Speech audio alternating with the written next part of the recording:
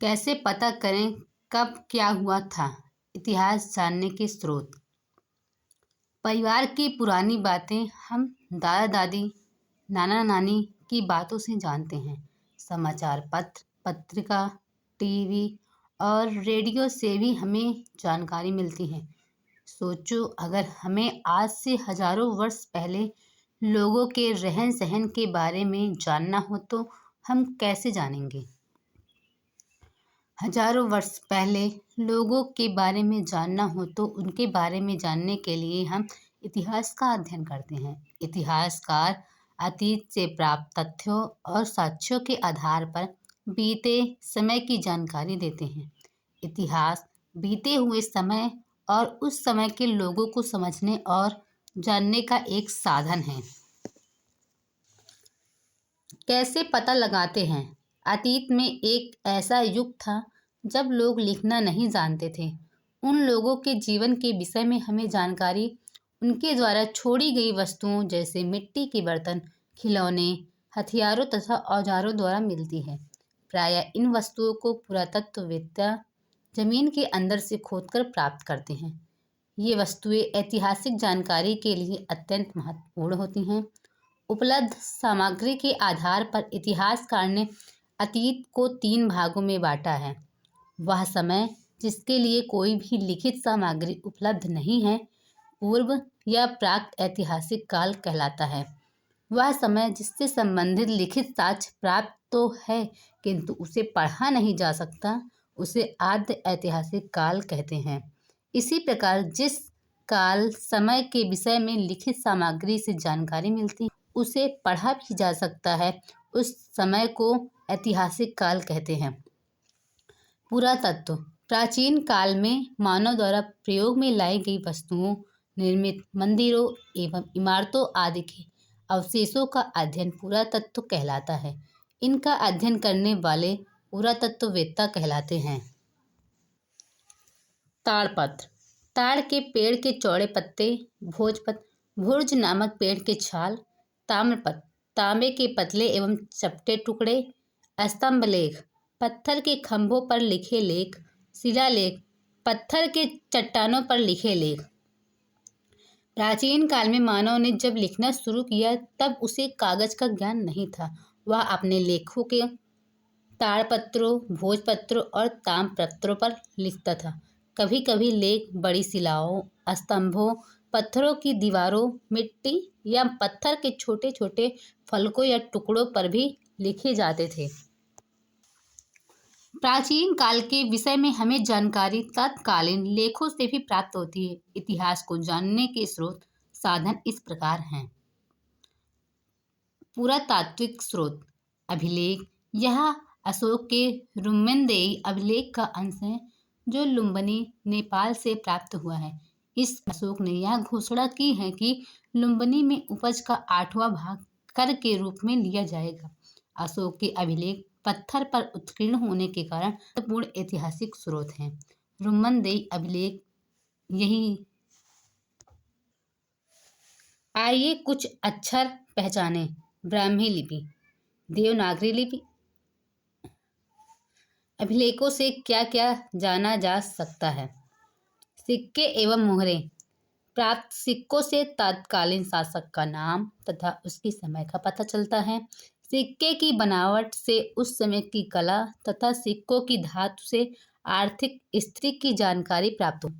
गुप्त शासक कुमार गुप्त प्रथम को इस सिक्के पर घुड़सवारी करते हुए दिखाया गया है, जिससे हम कह सकते हैं कि वह एक अच्छे घुड़सवार थे। इस प्रकार सिक्के की इतिहास लेखन में महत्वपूर्ण योगदान देते हैं।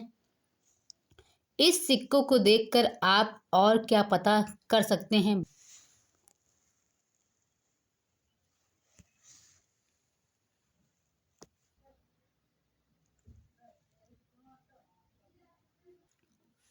हड़प्पा कालीन मुहरें मेसोपोटामिया से मिली हैं। इससे ज्ञात होता है कि हड़प्पा वासियों का व्यापार मेसोपोटामिया से होता था। धौलावीरा। हड़प्पा सभ्यता का यह पूरा स्थल गुजरात में स्थित है। यहाँ से हड़प्पा कालीन नगर निर्माण योजना जल निकास प्रबंध आदि के साक्ष्य प्राप्त हुए हैं। सारनाथ उत्तर प्रदेश में स्थित इस स्तूप धम्मलेख स्तूप का निर्माण मौर्य वंश के शासक अशोक ने कराया था। महात्मा बुद्ध ने सर्वप्रथम सारनाथ में अपना उपदेश दिया था। साहित्यिक स्रोत: ताड़पत्रों, भोजपत्रों, ताम्रपत्रों, चमड़े एवं लकड़ी के पट्टों पर लिखित लेखों के साथ साथ कुछ साहित्यिक ग्रंथों से भी हमें लोगों के रहन सहन, विचारों, खान पान इत्यादि के बारे में जानकारी प्राप्त होती है। जैसे धार्मिक साहित्य: वेद, रामायण एवं महाभारत।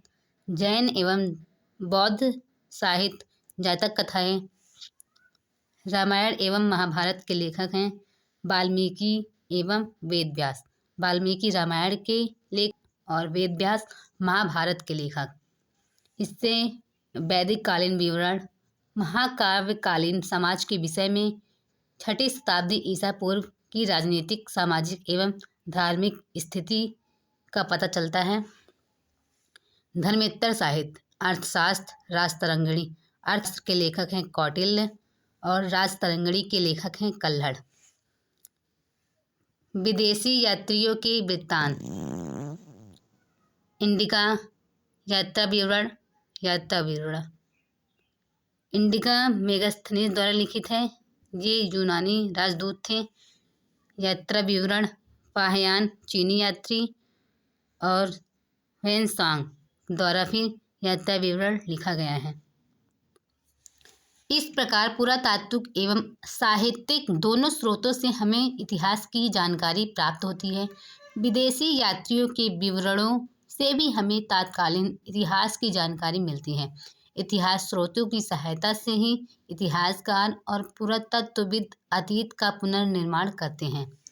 इतिहासकार इन्हीं स्रोतों से अतीत की कृषि, पशुपालन, कामगार शिल्प, काम धंधे, व्यापार, नापतोल, लेन देन, कर आदि के आधार पर आर्थिक स्थिति का वर्णन करते हैं।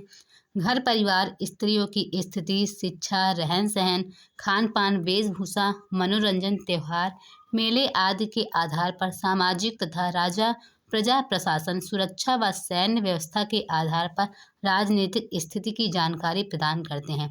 इसी प्रकार कला, आचार विचार, ज्ञान विज्ञान की मान्यताएं, धार्मिक विश्वास, देवी देवता, पूजा पाठ एवं परंपराओं के आधार पर धार्मिक एवं सांस्कृतिक स्थिति का वर्णन करते हैं। इतिहास हमें मानव की संस्कृति, उनके धर्म और उनकी समाज को जानने और समझने में सहायता करता है। इतिहास का अध्ययन अतीत की घटनाओं से वर्तमान और भविष्य के लिए सबक लेना सिखाता है। इतिहास हमें यह सिखाता है कि हम उन बातों का अनुसरण कैसे करें जिनमें समरसता और शांति को बढ़ावा मिल सके। कौन पहले कौन बाद में। जब पुरातत्वविद किसी स्थान की खुदाई करते हैं तो वे कैसे समझते हैं कि कौन से स्तर पहले के हैं और कौन से बाद के। इस चित्र को देखिए।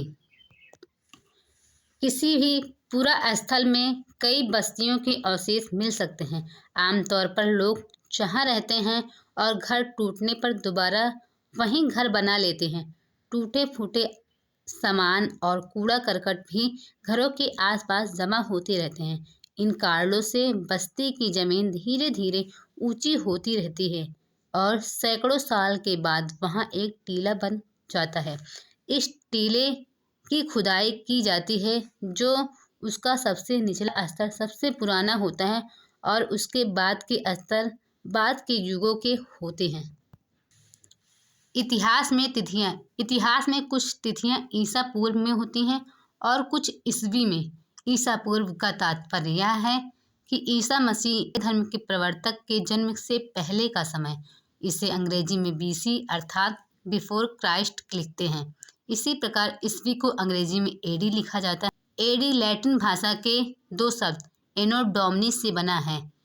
AD का मतलब ईसा मसीह के जन्म के वर्ष अर्थात ईसा मसीह के जन्म के बाद की तिथियों में हम ईस्वी या AD का प्रयोग करते हैं। अभिलेख। अभिलेख पत्थर अथवा धातु जैसे कठोर सतह पर उत्कीर्ण किए गए लेखों के होते हैं। स्तूप। स्तूप का शाब्दिक अर्थ है टीला। प्रायः सभी उस स्तूपों के अंदर एक डिब्बे में महात्मा बुद्ध या उनके अनुयायियों के शरीर के अवशेष जैसे दांत, हड्डी, राख या उनके द्वारा प्रयोग में लाई गई सामग्री, पत्थर अथवा सिक्के रखे रहते हैं। थे औजार, बर्तन और इमारतों के अवशेष मिलते हैं। प्रायः पुरास्थल जल स्रोतों जैसे नदी, तालाब, झील व समुद्र के किनारे पाए जाते हैं। और भी जानिए। महाभारत विश्व का सबसे बड़ा महाकाव्य है। लंदन स्थित ब्रिटिश म्यूजियम विश्व का सबसे बड़ा। अलेक्जेंडर कनिंघम को भारतीय पुरातत्व विभाग का जन्मदाता माना जाता है।